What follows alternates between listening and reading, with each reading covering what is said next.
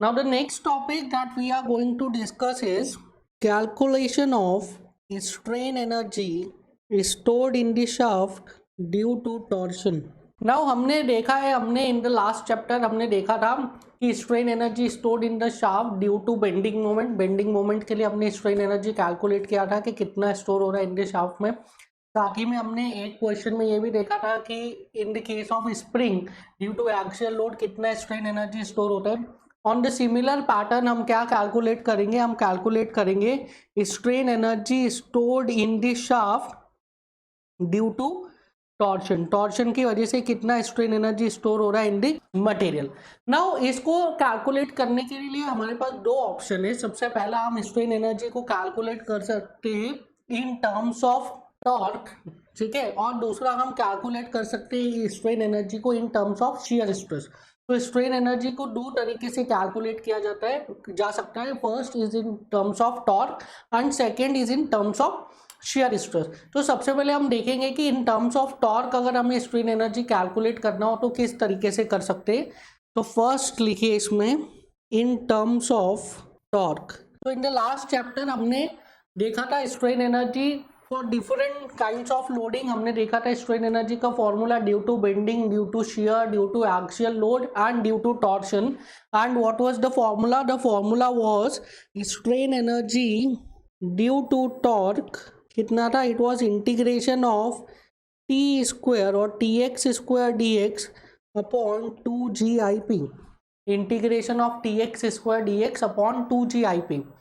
Now if I consider a shaft, now this is a shaft of length L and radius capital R। Length कितना है इस shaft का? L है और radius is capital R and this is the cross section of the shaft, ठीक है। Shaft का length है L, रेडियस है capital R and this is the cross section.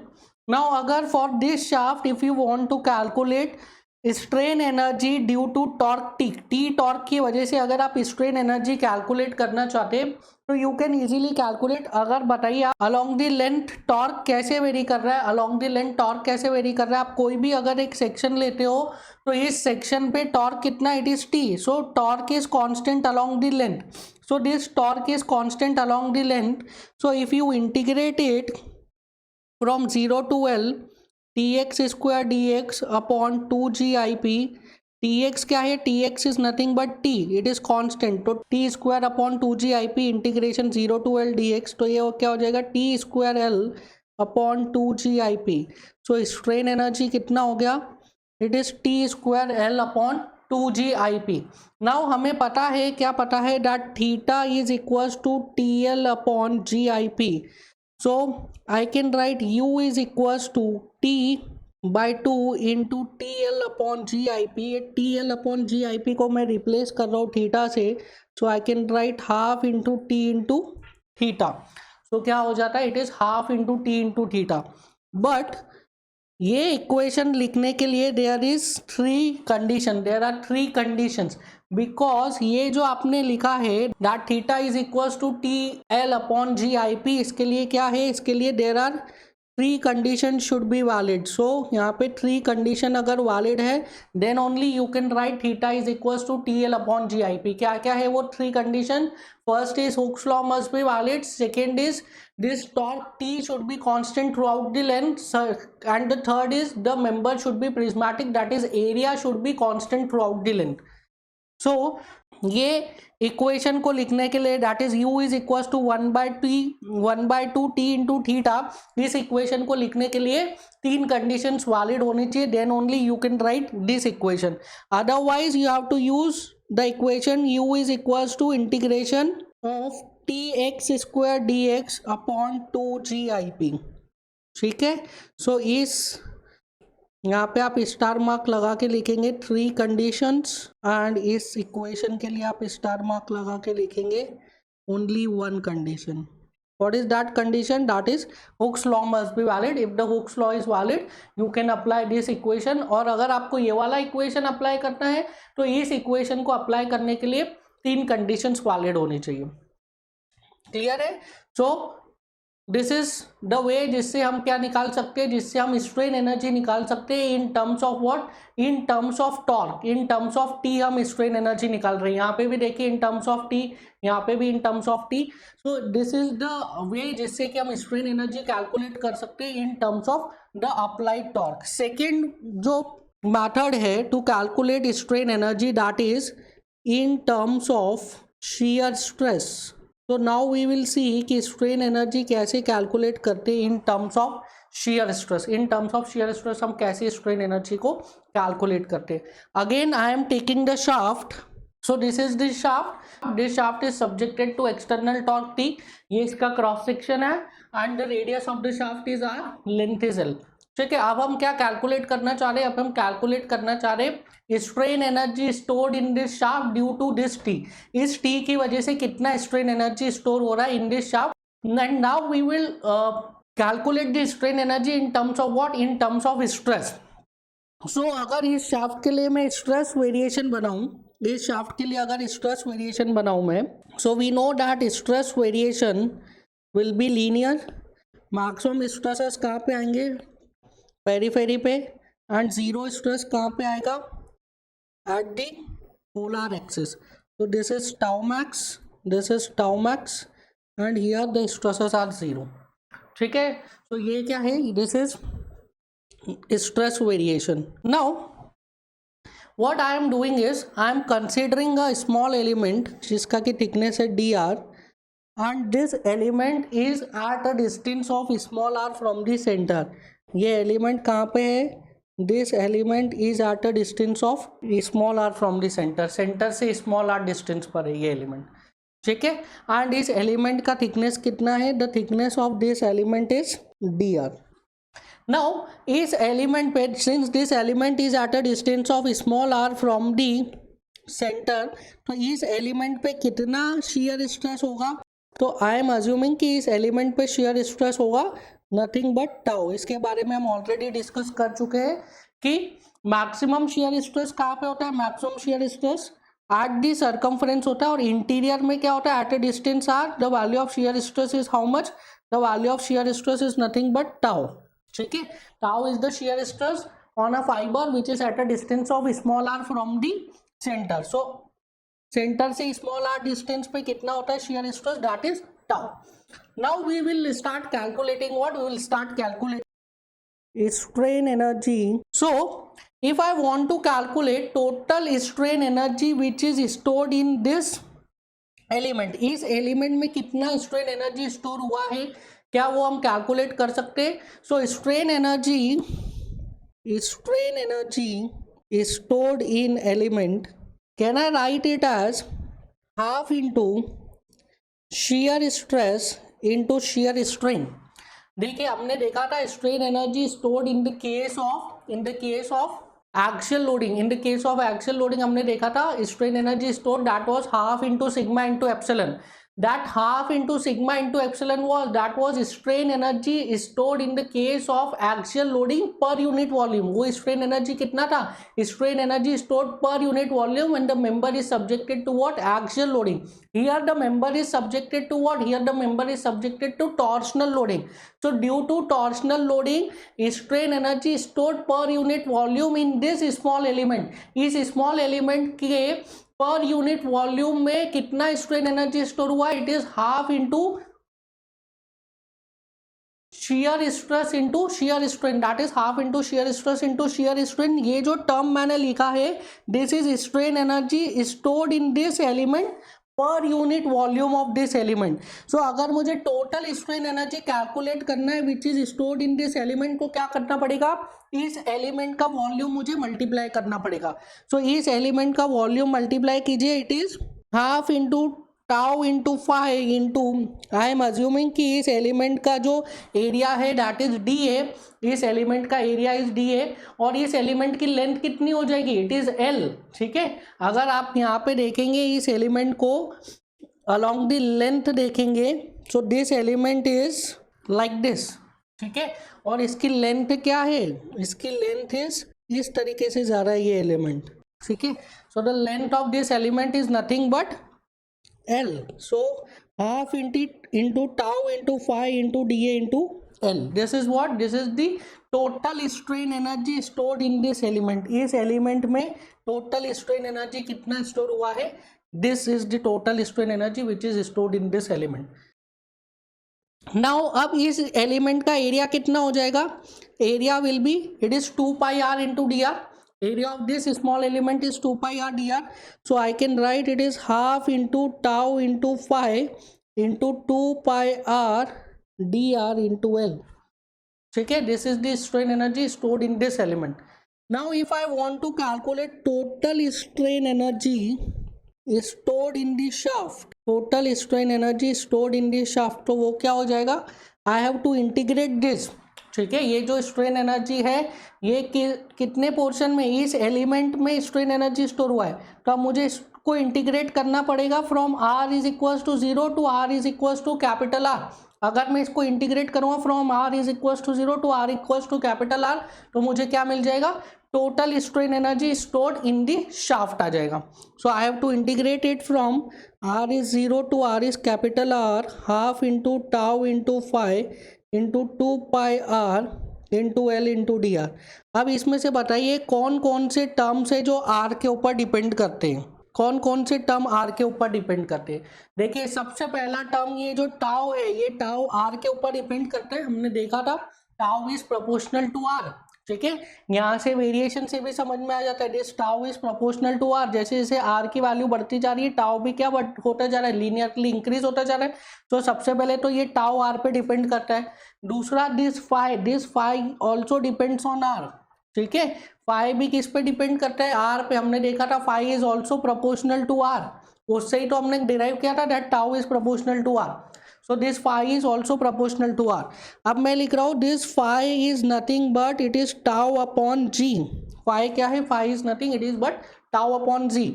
So I can write integration 0 to r half into tau square upon g into 2 pi r into L into dr. ठीक है, अब मैं इस tau को लिखूंगा इन terms of r. अब देखिए tau को कैसे लिख रहे हैं in terms of r? By this stress distribution. इस स्ट्रेस डिस्ट्रीब्यूशन से मैं लिखूंगा टाउ को इन टर्म्स ऑफ आर. देखिए I am having two similar triangle, एक ये बड़ा वाला ट्रायंगल है और एक ये छोटा वाला ट्रायंगल है. एक ये बड़ा ट्रायंगल है, देखिए सॉलिड फिल कर दिया है, और एक ये छोटा ट्रायंगल है, इसको सॉलिड फिल किया है. So I can write tau by R, this is equals to tau max by capital R. So from here I can write tau is equals to tau max upon capital R into small r. तो value put करिए यहाँ पे tau की integration 0 to r 1/2 it is tau max upon capital R का square into 1/g into r square into 2 pi RL into dr. बस यहाँ से आप इंटीग्रेशन कर लीजिए, you will get the result. This is equals to integration 0 to r, 2 से 2 cancel हो जाएगा. You will get pi into L into upon G into tau max by R का whole square into R cube dr.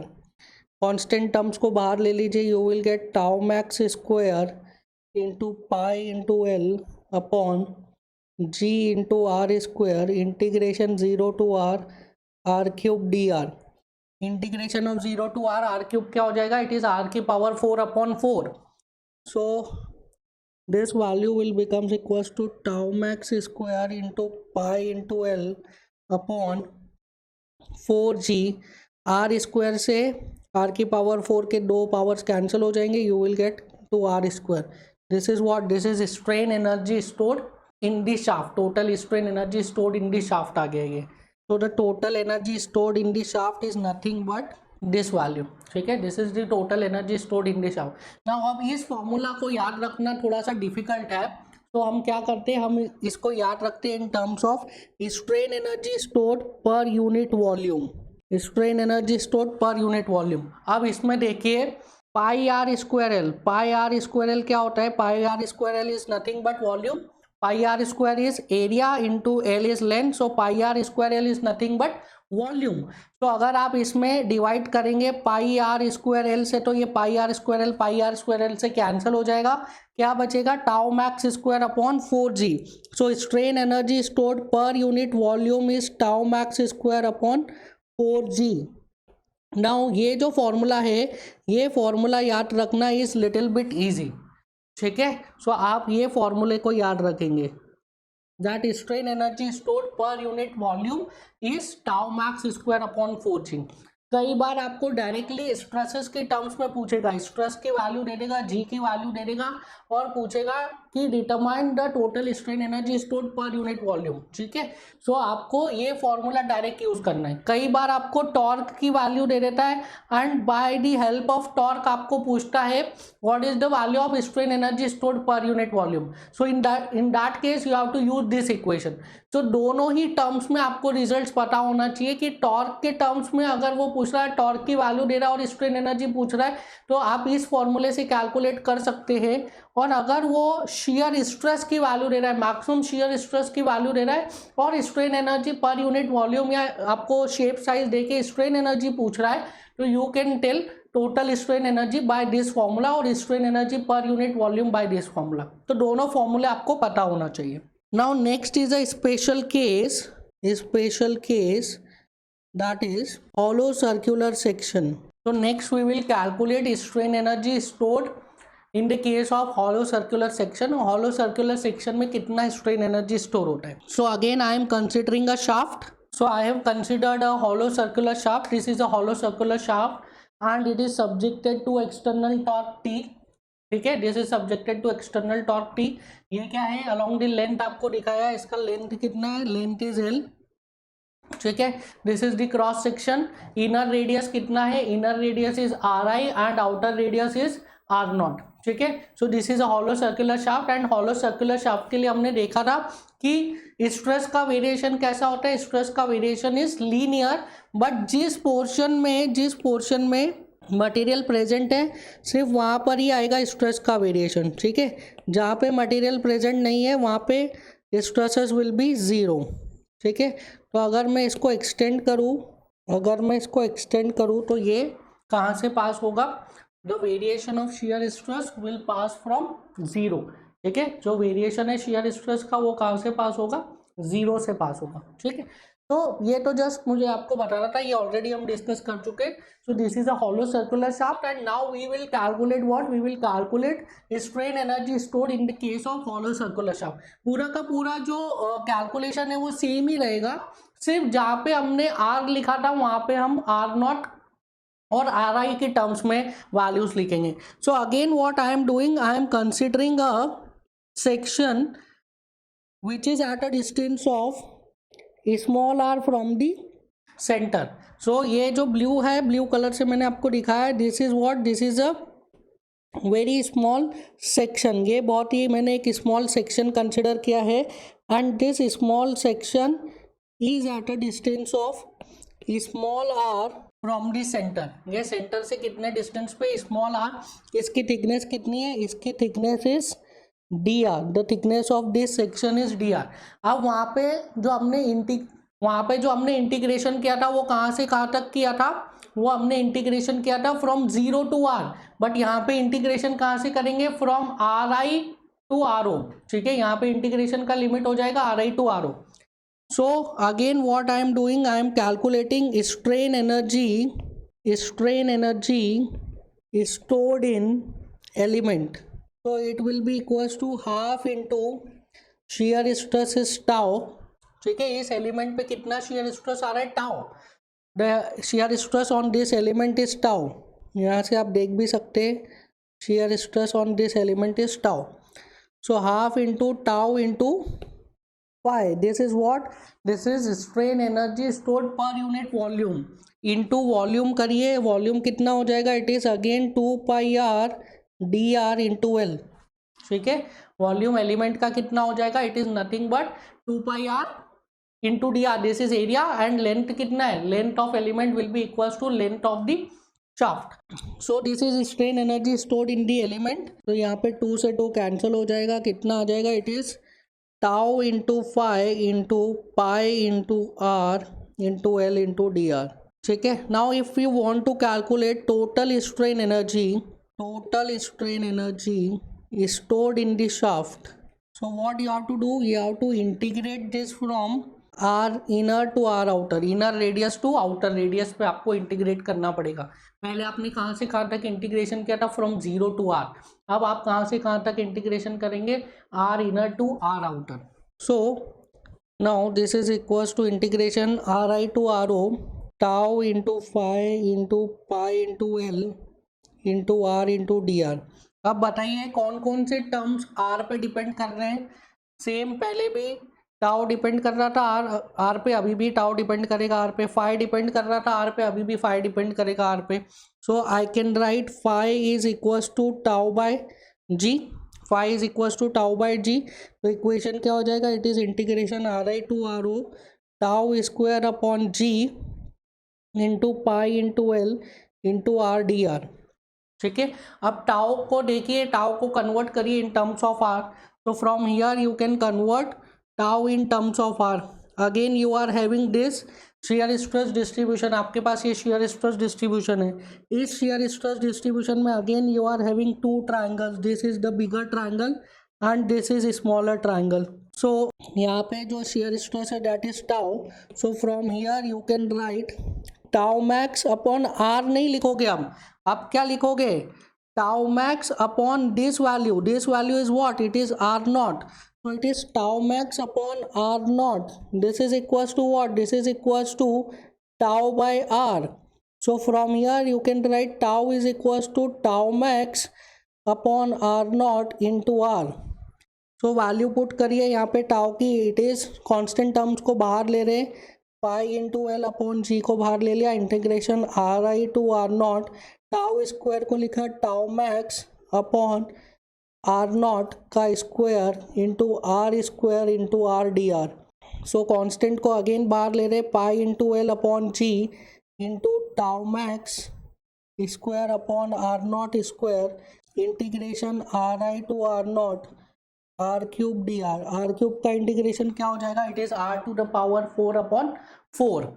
सो ये आ जाएगा pi into L into tau max square upon 4g r not square. इधर आ जाएगा r naught की power 4 minus r i की power 4.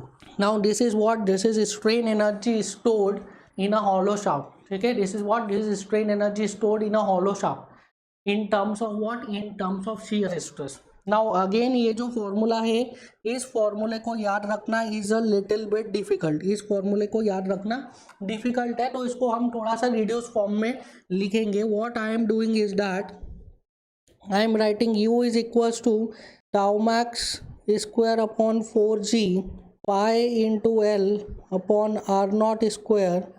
इसको मैं लिख रहा हूँ r naught square minus r I square into r not square plus are I square. ठीक है, a plus b into a minus b के टर्म्स में लिख दिया इसको. तो यहाँ से देखिए this term pi into r not square minus r I square. This is what, this term is area. Pi r not square outer area, pi r I square inner area. So outer area minus inner area, this is nothing but area of the shaft. This L is length of the shaft. तो ये जो term है, this term will become what, this term will become volume of the shaft. ठीक है, this term will become what, this term will become volume of the shaft. So I can write shear is strain energy per unit volume. strain energy per unit volume कितना हो जाएगा, it is tau max square upon 4g. अब इसको volume से आपने divide किया तो pi into L into r not square minus r I square, ये क्या हो जाएगा, कैंसिल हो जाएगा वॉल्यूम से. तो बचेगा क्या, बचेगा 1 plus are I upon are o का whole square, 1 plus are I upon R O square. ठीक है, so this is the value of what, this is the value of strain energy stored in hollow shaft per unit volume. Strain energy stored per unit volume in the case of what, in the case of hollow shaft. ये easy है याद रखना. आपको solid shaft के लिए formula याद है, that is tau max square upon 4g. उसको सिर्फ मल्टीप्लाई करना है 1 plus are I upon R O square से. ठीक है, 1 plus are I square upon R O square से आपको मल्टीप्लाई करना है, तो आपको क्या मिल जाएगा इन the case of hollow shaft. ठीक है, नाउ यहाँ से देयर इज अ कंक्लूजन जो आपको समझना है, that is comparison of solid and hollow shaft. Solid और हॉलो शाफ्ट का कंपैरिजन आपको समझना है।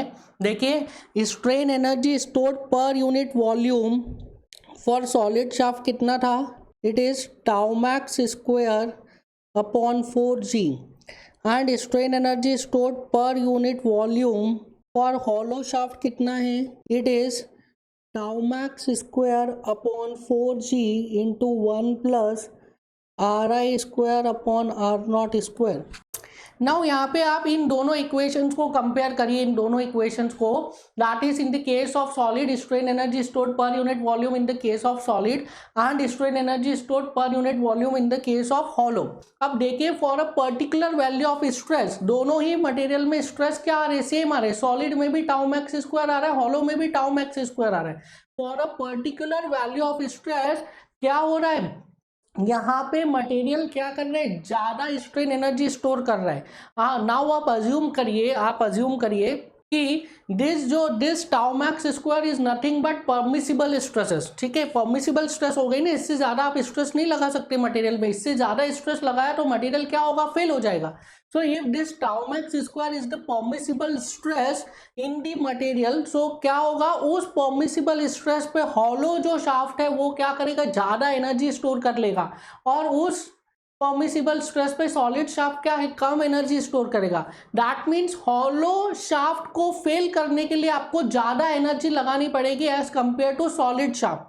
ठीक है, हॉलो शाफ्ट के फेलियर के लिए आपको ज्यादा एनर्जी लगानी पड़ेगी as compare to what, as compare to solid shaft. That is why hollow shaft is stronger in torsion as compare to solid shaft, क्योंकि हॉलो शाफ्ट को फेल होने के लिए आपको ज्यादा अमाउंट ऑफ एनर्जी उसमें स्टोर करवानी पड़ेगी, स्टोर करने के लिए आपको ज्यादा अमाउंट ऑफ एनर्जी लगानी पड़ेगी। समझ में आ रहा है? So hollow shaft are more stronger than solid shaft. इसको समझने का देयर इज वन मोर तरीका।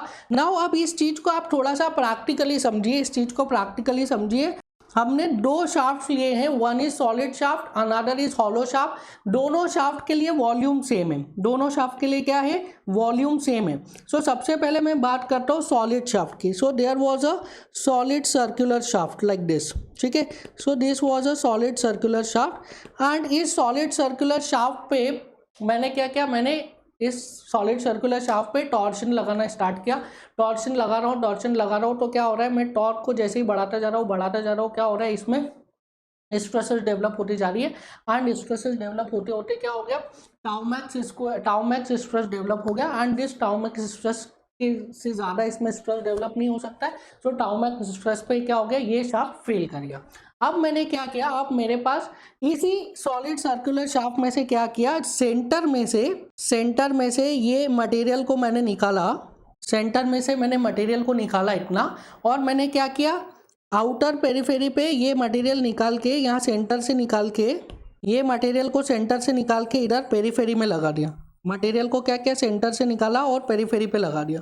जब मटेरियल को हमने सेंटर से निकाला और पेरिफेरी में लगा दिया तो क्या हुआ, इस तरीके से हमको क्या मिल गया, हॉलो सेक्शन मिल गया। ठीक है, इस तरीके से एक हॉलो सेक्शन मिल गया। क्या किया, कुछ नहीं किया, उतना ही मटेरियल था, सिर्फ यहाँ पे सेंटर से निकाला और ऊपर बाहर की तरफ लगा दिया, सेंटर से निकाल के बाहर की तरफ लगा दिया।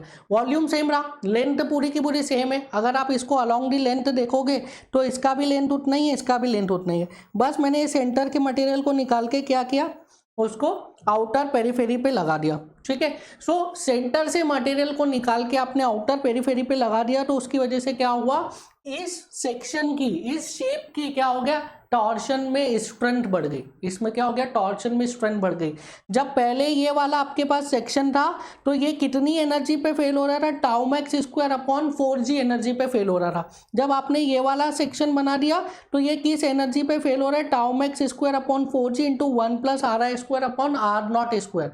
ठीक है, सो इसमें कितना एनर्जी स्टोर करना पड़ेगा, फेलियर से पहले इतना एनर्जी आपको स्टोर करना पड़ेगा। ठीक है, सो इसके फेलियर से पहले आपको इतना एनर्जी स्टोर करना पड़ेगा, इसके फेलियर से पहले आपको इतना एनर्जी स्टोर करना पड़ेगा। दैट मीन्स मटेरियल वही है, वॉल्यूम भी उतना ही है, सिर्फ आपने क्या किया, थोड़ा सा शेप को चेंज कर दिया, थोड़ा सा उसका मैन्युफैक्चरिंग स्टाइल को चेंज कर दिया, और क्या हो गया, उसकी स्ट्रेंथ बढ़ गई। ठीक है, अब पहले वो कम टॉर्क पे फेल हो जा रहा था, अब उसके लिए आपको ज्यादा टॉर्क लगाना पड़ेगा, ज्यादा एनर्जी मतलब ज्यादा टॉर्क लगाना पड़ेगा। पहले क्या हो रहा था, कम टॉर्क पे फेल हो जा रहा था। समझ में आया? इसको आप एक और तरीके से समझ सकते हैं, दैट इज ZP। आप इसको कैसे समझ सकते हैं, आप इसको ZP से समझ सकते हैं। ZP क्या था, ZP is IP upon R max। ZP is IP upon R max। आप देखिए, for this section ZP will be more than solid section. Hollow circular section के लिए ZP की वैल्यू ज्यादा आती है as compare to solid circular section for the same volume. क्या कि आपने यहाँ से सेंटर से मटेरियल निकाल के आपने आउटर पेरीफेरी पे मटेरियल लगा दिया, तो क्या है, वॉल्यूम सेम है, area of cross section same है। अगर लेंथ सेम है, वॉल्यूम सेम है, दैट मीन्स इसका area of cross section and इसका area of cross section same है, दोनों का area of cross section same है। सॉलिड में भी उतना ही है, ये केस में सॉलिड का जितना एरिया ऑफ क्रॉस सेक्शन है उतना ही हॉलो का एरिया ऑफ क्रॉस सेक्शन है। बट यहाँ पे क्या है, यहाँ पे ZP की वैल्यू बढ़ गई है, बिकॉज IP क्या था, IP was integration of R square DA, integration of R square DA। R square DA क्या रिप्रेजेंट कर रहा था, R स्क्वायर DA रिप्रेजेंट कर रहा था, सपोज मैंने एक एलिमेंट लिया है, दिस वॉज द एलिमेंट, इस एलिमेंट का एरिया है DA एंड इसका सेंटर से डिस्टेंस इज R। ठीक है, ऐसे जितने भी इनफाइनाइट एलिमेंट्स है इस क्रॉस सेक्शन में, उसका सम रिप्रेजेंट कर रहा है। तो दैट मीन्स ये बेसिकली रिप्रेजेंट क्या कर रहा है कि जो एरिया का डिस्ट्रीब्यूशन है वो सेंटर के रिस्पेक्ट में कैसा है, क्या एरिया का डिस्ट्रीब्यूशन सेंटर के पास में है या एरिया का डिस्ट्रीब्यूशन सेंटर से दूर में है। DA इंटू R स्क्वायर क्या है, DA into R square, this is nothing but distribution of area from the centre. ये आपको बता रहा है कि सेंटर से एरिया का डिस्ट्रीब्यूशन कैसा है। सो यहाँ पे देखिए, सेंटर से एरिया का डिस्ट्रीब्यूशन दूर है, बाहर की तरफ है। यहाँ पे क्या है, जो भी एरिया है, जो भी मटेरियल है वो सेंटर पे कॉन्सेंट्रेटेड है। यहाँ पे सेकेंड हॉलो वाले केस में क्या है, सेंटर से एरिया दूर है। तो ZP या IP की जितनी ज्यादा वैल्यू होगी उसका क्या मतलब है कि मटेरियल सेंटर से उतना दूर है। ठीक है, एंड मटेरियल सेंटर से जितना ज्यादा दूर होगा उतनी IP की वैल्यू ज्यादा होगी, जितनी IP की वैल्यू ज्यादा होगी उतनी ZP की वैल्यू ज्यादा होगी, और जितना ZP का वैल्यू ज्यादा होगा उतना क्या होगा, सेक्शन स्ट्रांग होगा इन टॉर्शन। वो टॉर्शन में ज्यादा स्ट्रांग होगा, ज्यादा टॉर्क ले पाएगा। अगर सेम मटेरियल का आप सॉलिड सेक्शन बनाओ और सेम मटेरियल का आप हॉलो सेक्शन बनाओ, तो हॉलो सेक्शन के लिए ZP की वैल्यू ज्यादा आ जाती है। ZP की वैल्यू क्यों ज्यादा आती है, क्योंकि IP की वैल्यू ज्यादा होती है, तो ये हॉलो सर्कुलर सेक्शन ज्यादा टॉर्क ले पाएगा। ठीक है, फेलियर से पहले इसमें आपको ज्यादा टॉर्क लगाना पड़ेगा एज कंपेयर टू सॉलिड। समझ में आ रहा है? सो आप यहां से भी समझ सकते हैं by the concept of strain energy stored, आप यहां से भी समझ सकते हैं by the concept of what, ZP। दोनों से आप समझ सकते हैं, one in the same thing है। So please write down a note in this, please write down a note. It means a hollow circular shaft is stronger than a solid circular shaft which is of same volume and same material। ठीक है, material same है, volume भी same है, मतलब आपने same amount of material को use किया है, और एक बार आपने बनाया सॉलिड सेक्शन, दूसरी बार बनाया हॉलो सेक्शन, आपका मटेरियल चेंज नहीं हुआ, मटेरियल का क्वांटिटी चेंज नहीं हुआ, दैट मीन्स आपका कोई एक्स्ट्रा पैसा नहीं लगा है, कोई एक्स्ट्रा मटेरियल नहीं लगा है, मतलब उतने ही मटेरियल में आपने सिर्फ सेक्शन को चेंज करके क्या किया, एक स्ट्रॉन्गर मेंबर को बना लिया। ठीक है, आपने सिर्फ शेप को चेंज करके, आपने एक सेक्शन को चेंज करके क्या किया, एक स्ट्रॉन्गर मेंबर को बना लिया। पहले क्या था, मेंबर थोड़ा वीक था, अब मेंबर क्या हो गया, जैसे ही आपने सॉलिड को चेंज कर दिया इनटू हॉलो, तो मेंबर क्या हो गया, मेंबर स्ट्रॉन्ग हो गया। सो इसके नीचे लिखिए, strain energy per unit volume for hollow upon strain energy per unit volume for solid, this is equals to R naught square plus Ri square upon R naught square। this is what, this is greater than 1। ठीक है, कैसे greater than 1 है, this is nothing but 1 plus ri square upon r naught square which is greater than 1. ठीक है, clear है? That is a hollow circular shaft is stronger than a solid circular shaft. अगर दोनों का volume same है, दोनों का material same है, तो हॉलो सर्कुलर शाफ्ट क्या होगा? स्ट्रॉन्गर होगा as compare to solid circular shaft. Now please write next heading. Next heading is failure of ductile and brittle material under twisting, or you can say under torsion. Now in the last chapter, that is principal stress and strain, उसमें हमने पढ़ा था, that is last to last chapter, principal stress and strain. उसमें हमने देखा था failure of ductile and brittle material under axial loading, कि किस तरीके से ductile और brittle material axial loading में फेल करते हैं. Now we will see the failure of ductile and brittle material under torsion. कि टॉर्शन में किस तरीके से ductile and brittle material fail होते हैं. नाउ हमें पता है that for ductile material minimum strength किस में होती है? For ductile material minimum strength is in shear. Shear strength is less than tensile strength is less than और equals to compressive strength. And for brittle material minimum strength किस में होती है? Tension में. That is for brittle material tensile strength is less then shear strength is less then compressive strength. सबसे ज्यादा strength किस में होती है? कॉम्प्रेशन में. सबसे कम होती है टेंशन में for brittle material. And for ductile material सबसे कम स्ट्रेंथ किस में होती है? शेयर में. सो डक्टाइल मटेरियल किस में फेल होते हैं? शेयर में. एंड ब्रिटल मटेरियल किस में फेल होते हैं? टेंशन में. So we will apply torque on a shaft और हम देखेंगे कि डक्टाइल मटेरियल किस तरीके से फेल हो रहा है और ब्रिटल मटेरियल किस तरीके से फेल हो रहा है. So I am considering a shaft and उस शाफ्ट के ऊपर हम क्या लगेंगे? Torque. So this is a shaft and this shaft is subjected to torque T and we will analyse its failure. इस शाफ्ट का फेलियर हम लोग समझेंगे. Now before analysing the failure हमें देखना है कि इस शाफ्ट पे किस तरीके से स्ट्रेसेस डेवलप हो रहे हैं. Now I am considering a element. मैं एक पॉइंट कंसिडर कर रहा हूँ. Suppose this is a point and इस पॉइंट पे मैं एक एलिमेंट कंसिडर कर रहा हूँ. तो I am considering a element at this point like this. So this is the element at this point. Suppose this is point A. तो मैं इस पॉइंट ए पर एलिमेंट कंसिडर किया like this. Now there are 4 phases. इसके 4 phases है. This is phase 1 2 3 and 4. ठीक है, फेज 1 2 3 एंड 4. एंड अभी हमने इन द लास्ट टॉपिक हमने पढ़ा था कि जब भी आप एक्सटर्नल टॉर्क लगाते हैं तो क्रॉस सेक्शन में क्या डेवलप होता है? क्रॉस सेक्शन में डेवलप होता है एक्चुअल शियर स्ट्रेस. ठीक है, क्रॉस सेक्शन में डेवलप होगा actual shear stress in the direction tangential to the direction of torque.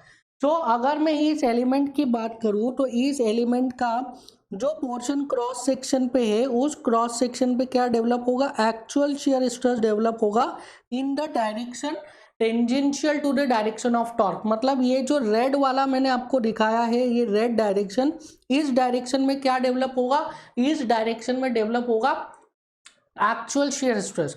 तो यहाँ पे देखिए पॉइंट 1 पर क्या हो गया? एक्चुअल शियर स्ट्रेस डेवलप हो गया लाइक दिस. नाउ अगर आपको एलिमेंट के किसी एक फेस पर एक्चुअल शियर स्ट्रेस पता चल गया है तो आप इजीली बाकी सभी फेसेस पे क्या है? स्ट्रेस को डिनोट कर सकते हैं. दैट मीन्स फेज 1 पे क्या हो रहा है? एक्चुअल शियर स्ट्रेस डेवलप हो रहा है. तो इसका कॉम्प्लीमेंट्री क्या होगा? फेज 2 पे कॉम्प्लीमेंट्री शियर स्ट्रेस डेवलप होगा. एंड फेज 3 पे क्या होगा? Equal and opposite actual shear stress develop होगा. सिमिलरली फेज 4 पर क्या होगा? फेज 4 पर अगेन एक कॉम्प्लीमेंट्री शियर स्ट्रेस डेवलप होगा, complementary to the shear stress which is developing on phase 3. तो यहाँ पे क्या हुआ है? यहाँ पे चारों फेजेस पे स्ट्रेसेस डेवलप हो गए. नाउ चारों फेजेस पे जब ये स्ट्रेसेस डेवलप हो गए हैं दैट मीन्स हमें क्या मिल गया? हमें एक एलिमेंट मिल गया जिसके ऊपर हमें स्ट्रेस कंडीशन पता है. और आप बताइए इस एलिमेंट को देख के ये कौन सा केस दिख रहा है? This is the case of what? This is the case of pure shear. Element पे कैसे स्ट्रेसेस लग रहे हैं? एलिमेंट पे स्ट्रेसेस लग रहे हैं, प्योर शियर स्ट्रेसेस लग रहे हैं. That is two perpendicular planes are subjected to shear stresses only without any normal stress on those plane. Plane 1 and plane 2 पे क्या है? only and only shear stress लग रहा है, कोई normal stress नहीं लग रहा है. So इसके लिए हमें पता है that अगर मैं एक एलिमेंट ड्रॉ करूँ लाइक दिस, इसी एलिमेंट को थोड़ा सा मैं क्या कर रहा हूँ? एनलार्ज कर रहा हूँ. ठीक है, so this is the element A. This is the element A and इस एलिमेंट पे किस तरीके से स्ट्रेसेस लग रहे हैं, stresses are pure shear stresses लग रहे हैं लाइक दिस, ठीक है, stresses are pure shear like this. Now अब हमने देखा था कि in the case of pure shear जो प्रिंसिपल स्ट्रेसेस कहाँ पे डेवलप होंगे, प्रिंसिपल स्ट्रेसेस डेवलप होंगे at an angle of 45 degree and 135 degree to the plane, जिस प्लेन पर क्या है, जिस प्लेन पर प्योर shear स्ट्रेस एक्ट हो रहे हैं। सो प्रिंसिपल प्लेन्स का अगर मैं डायरेक्शन बनाऊं, so this is the direction of one of the principal plane and this is the direction of second principal plane, ठीक है। दो प्रिंसिपल प्लेन का हमने डायरेक्शन बना लिया है। One will be at an angle of 45 degree like this and second will be at an angle of 135 degree like this. अब ये दो प्रिंसिपल प्लेन्स आ गए हैं एंड हमने पढ़ा था इन the case of pure shear, जो प्रिंसिपल स्ट्रेसेस लगते हैं वो कैसे लगते हैं, equal and opposite, equal and magnitude and opposite in direction. That means एक प्रिंसिपल प्लेन पे क्या लगेगा, एक प्रिंसिपल प्लेन पे टेंसाइल प्रिंसिपल स्ट्रेस लगेगा एंड दूसरे प्रिंसिपल प्लेन पे क्या लगेगा, कॉम्प्रेसिव प्रिंसिपल स्ट्रेस लगेगा। दोनों प्रिंसिपल स्ट्रेसेस की वैल्यू क्या होगी, सेम होगी। सो ये जो दो प्लेन्स आपको मिले हैं, one is this and second is this, ये दोनों प्रिंसिपल प्लेन पे जो नॉर्मल स्ट्रेस है उसकी वैल्यू सेम रहेगी। एक प्लेन पर क्या होगा, आपको मिलेगा टेंसाइल स्ट्रेस एंड दूसरे प्लेन पे आपको क्या मिलेगा, कॉम्प्रेसिव स्ट्रेस। तो आप देखते हैं कि किस प्लेन पे टेंसाइल स्ट्रेस आएगा, किस प्लेन पे कॉम्प्रेसिव स्ट्रेस आएगा। नाउ अगर इस एलिमेंट का मैं डिफॉर्म शेप बनाऊं, so the deform shape of this element will be like this. क्या करना है आपको, जिस डायरेक्शन में shear स्ट्रेसेस लग रहे हैं उस डायरेक्शन के अलोंग आपको स्ट्रेच करना है लाइक दिस। इस डायरेक्शन में shear स्ट्रेस लग रहा है ना, तो you have to stretch like this. इस डायरेक्शन में shear स्ट्रेस लग रहा है तो you have to stretch like this. समझ में आ रहा है, जिस डायरेक्शन में shear स्ट्रेस लग रहा है उस डायरेक्शन में आपको स्ट्रेच करना है। तो this is the deform shape of this element A, ठीक है। दिख रहा है आपको ए एलिमेंट का ये जो है, this is the deform shape. अब दिख रहा है, this is the deform shape, this is the deform shape of element A element का ये क्या है, डिफॉर्म शेप है। आप बताइए इस शेप को देख के कहाँ पे कॉम्प्रेशन आ रहा है, कहाँ पे टेंशन आ रहा है। Now these lines are representing what, these lines are representing planes। देखिए हमने पहले ही बोला था ये जो क्या है, this is a stress element. Stress element में ये लाइंस क्या रिप्रेजेंट कर रही है, ये लाइन प्लेन्स को रिप्रेजेंट कर रही है। सिमिलरली ये जो इंक्लाइंड लाइन्स है, ये इंक्लाइंड लाइन्स क्या रिप्रेजेंट कर रही है, ये इंक्लाइंड लाइन्स प्लेन को रिप्रेजेंट कर रही है। नाउ अगर मैं इस येलो वाले प्लेन की बात करूं, तो इस येलो प्लेन में क्या हो रहा है, इस येलो प्लेन के परपेंडिकुलर डायरेक्शन में क्या लग रहा है, इस येलो प्लेन के परपेंडिकुलर डायरेक्शन में कॉम्प्रेशन लग रहा है। मतलब ये येलो प्लेन पे कॉम्प्रेशन लग रहा है। सो इस येलो प्लेन पे जो नॉर्मल स्ट्रेसेस लग रहे हैं वो कैसे है, वो कॉम्प्रेसिव है लाइक दिस। देखिए ना, इस येलो प्लेन के परपेंडिकुलर डायरेक्शन में क्या हो रहा है, डायमेंशन रिड्यूस हो रहे हैं। तो इस येलो प्लेन पे क्या लग रहा है, इस येलो प्लेन पे जो नॉर्मल स्ट्रेसेस लग रहे हैं दैट आर कॉम्प्रेसिव, ठीक है। जो येलो प्लेन पे नॉर्मल स्ट्रेसेस लग रहे हैं दैट आर कॉम्प्रेसिव। और ये जो वाइट प्लेन है, ये वाला प्लेन, इस प्लेन पे जो नॉर्मल स्ट्रेस लग रहे हैं कैसे लगेंगे, लाइक दिस, इसके नॉर्मल लगेंगे। इस प्लेन पे जो नॉर्मल स्ट्रेस लग रहे हैं कैसे लग रहे हैं, टेंसाइल। समझ में आया। तो ये जो आप एक्सिस बना रहे हो, ये आप एक्सिस नहीं बना रहे हो, ये आप क्या बना रहे हो, ये आप एक प्लेन को रिप्रेजेंट कर रहे हो थ्रू अ लाइन। एंड इस प्लेन पे जो स्ट्रेसेस लग रहे हैं दैट आर नॉर्मल स्ट्रेसेस। तो आप देखिए इस प्लेन के नॉर्मल डायरेक्शन में क्या हो रहा है, इस प्लेन के नॉर्मल डायरेक्शन में डायमेंशन रिड्यूस हो रहा है। दैट मीन्स इस प्लेन पे जो नॉर्मल स्ट्रेसेस लग रहे हैं वो कैसे लग रहे हैं, कॉम्प्रेसिव लग रहे हैं। सिमिलरली ये जो व्हाइट वाला लाइन आपने बनाया, व्हाइट वाला एक्सिस, ये एक्सिस नहीं है, ये क्या रिप्रेजेंट कर रहा है, ये प्लेन को रिप्रेजेंट कर रहा है। तो इस व्हाइट वाले प्लेन पे क्या लग रहा है, सिर्फ और सिर्फ नॉर्मल स्ट्रेस। कौन सा प्लेन है, ये प्रिंसिपल प्लेन है। तो इस प्रिंसिपल प्लेन के परपेंडिकुलर डायरेक्शन में देखो क्या हो रहा है, डायमेंशन इंक्रीज हो रहे हैं। तो इस प्रिंसिपल प्लेन पे कैसे स्ट्रेसेस लग रहे हैं, इस प्रिंसिपल प्लेन पे टेंसाइल स्ट्रेसेस लग रहे हैं। अब अगर मैं यही दोनों प्लेन्स को डिनोट करूं ऑन दी मेंबर में ये दोनों प्लेन्स को बनाऊं मैं, तो देखिए मेंबर में प्रिंसिपल प्लेन्स को मैं बना रहा हूं। So this is the first principal plane. इसमें क्या लग रहा है, इसमें लग रहा है maximum tension. So this is what, this is plane of maximum tension. This is the second principal plane. इसमें क्या हो रहा है, this is the plane of maximum compression, this is the plane of maximum compression.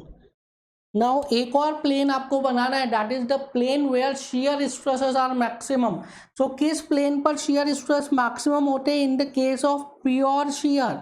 In the case of pure shear किस plane पर shear stresses maximum होते हैं, जिस प्लेन पर शियर स्ट्रेसेस आपको दिए हैं, that is the given planes which are at an angle of 45 degree to the principal plane. So principal plane से 45 डिग्री के एंगल पे जो प्लेन है, that is the plane of maximum shear which is nothing but the given plane. So this vertical plane is the plane जिसपे क्या लग रहा है, जिसपे मैक्सिमम शियर लग रहा है। सो ये जो पिंक वाला एक्सिस है, और यू कैन से पिंक वाला जो प्लेन है, ये क्या रिप्रेजेंट कर रहा है, this is plane of maximum shear. अब आपको पता चल गया है किस प्लेन पे मैक्सिमम शियर आ रहा है, किस प्लेन पर मैक्सिमम टेंशन आ रहा है, किस प्लेन पर मैक्सिमम कंप्रेशन आ रहा है, आपको ये पता चल गया। अब आप इजीली बता सकते हो कि डक्टाइल मटेरियल कैसे फेल करेगा, ब्रिटल मटेरियल कैसे फेल करेगा। बता दीजिए जल्दी से, डक्टाइल मटेरियल का मिनिमम स्ट्रेंथ किस में होता है, शियर में। सो डक्टाइल मटेरियल किस में फेल करेगा, शियर में। दैट मीन्स जिस प्लेन पर मैक्सिमम शियर आ रहा है उस प्लेन पर क्या होगा, डक्टाइल मटेरियल फेल करेगा। That means this is what, this is plane of failure of ductile material. So this is plane of ductile failure. Plane of maximum shear क्या होगा, plane of maximum shear is nothing but plane of ductile failure. और ये जो white वाला है, this is not plane of maximum shear, this is plane of maximum tension. This is plane of maximum tension, not maximum shear. ठीक है, typing mistake हो गया है, this is plane of maximum tension. Now अब बताइए brittle material किस में fail करेगा, ब्रिटल मटेरियल उस प्लेन के अलोंग फेल करेगा जिस प्लेन में क्या आ रहा है, मैक्सिमम टेंशन आ रहा है। सो मैक्सिमम टेंशन किस प्लेन में आ रहा है, इस प्लेन में मैक्सिमम टेंशन आ रहा है। So this is what, this is plane of brittle failure. ठीक है, इसको एक और टर्म से बोला जाता है, that is helicoidal failure. The failure of brittle material in torsion is called as helicloidal failure। क्यों हेलिक्लॉइडल फेलियर बोला जाता है, क्योंकि यहाँ पे हेलिकल सेक्शन बनता है। ठीक है, यहाँ पे जो सेक्शन बनेगा that is helical like this. ठीक है, जब ब्रिटल मटेरियल फेल करेगा तो यहाँ पे कैसा सेक्शन बनेगा, यहाँ पे हेलिकल सेक्शन बनेगा लाइक दिस।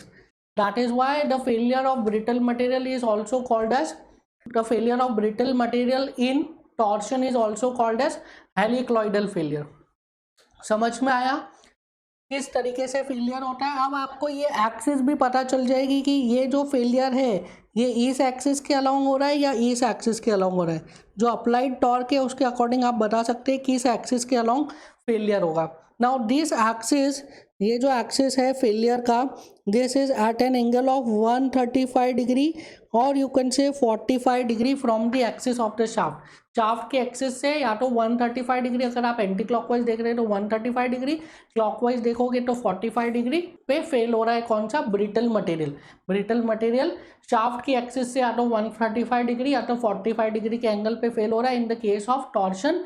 एंड जो डक्टाइल मटेरियल है वो किस एंगल पे फेल हो रहा है, at an angle of 90 degree from the axis of the shaft. Ductile material किस पे फेल होता है, प्लेन ऑफ मैक्सिमम शियर पे फेल होता है। ब्रिटल मटेरियल किस पे फेल होता है, प्लेन ऑफ मैक्सिमम टेंशन पे फेल होता है। क्लियर है? So this is it for the today's class. Will meet in the next class and will discuss various numericals on torsion. Torsion से हमने कॉन्सेप्ट्स मैक्सिमम सारे cover कर लिए हैं, अब सिर्फ न्यूमेरिकल का प्रैक्टिस करके इन कॉन्सेप्ट पे हम अपना ग्रास्प करेंगे। तो will meet in the next class and discuss numericals of torsion. Thank you.